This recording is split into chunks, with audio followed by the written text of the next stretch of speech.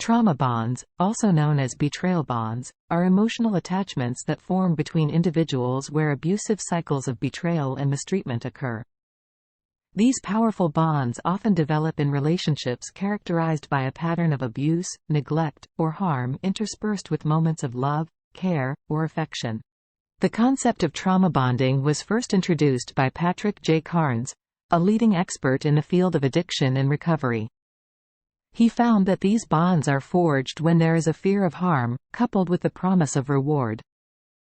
The victim becomes attached to their abuser due to the cycle of abuse and intermittent reinforcement of rewards such as kindness or affection. These bonds are not limited to romantic relationships. They can form between family members, friends, and even in professional settings. They are often characterized by a strong emotional or physical attachment to the abuser, despite the harm they cause. Trauma bonds can be incredibly powerful and are often difficult to break. The victim may feel a strong sense of loyalty or attraction towards their abuser and may even defend their actions. This is why understanding trauma bonds is crucial to recognizing them and seeking help to break free. It's important to note that trauma bonds are not a sign of weakness or a character flaw. They are a survival response to a harmful situation.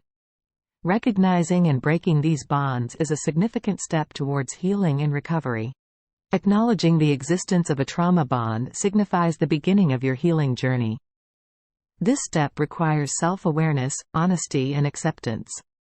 It may not be comfortable to admit that you've been or are currently in a toxic relationship, but it's necessary. Start by journaling about your experiences, noting down patterns of abuse and moments of affection. This will give you a clearer picture of the trauma bond and its impact on your life. Reaching out to a trained professional such as a therapist or counselor specialized in trauma recovery is a critical part of this process. They can provide insights into the nature of trauma bonds, why they form, and how to sever them. Don't view seeking help as a sign of weakness. You should see it as a brave step towards reclaiming your life. Make a list of local therapists, research their specialties and backgrounds, and schedule an appointment with the one you feel most comfortable with. Establishing firm boundaries is a crucial step when breaking trauma bonds.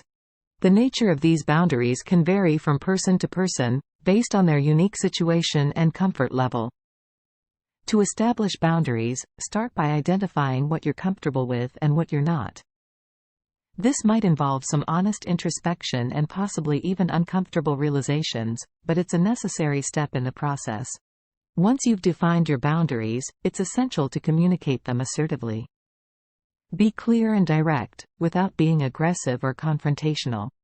It is important to note that setting boundaries is not a one-time event but an ongoing process. As you heal and grow, your boundaries may need to change and evolve. Regularly reassess your boundaries to ensure they continue to serve your best interests and support your journey towards healing. One common strategy is going low contact. This involves limiting interactions with the person as much as possible.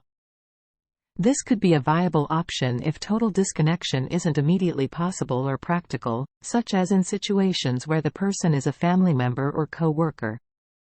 In such cases, it's important to define the parameters of this limited contact clearly.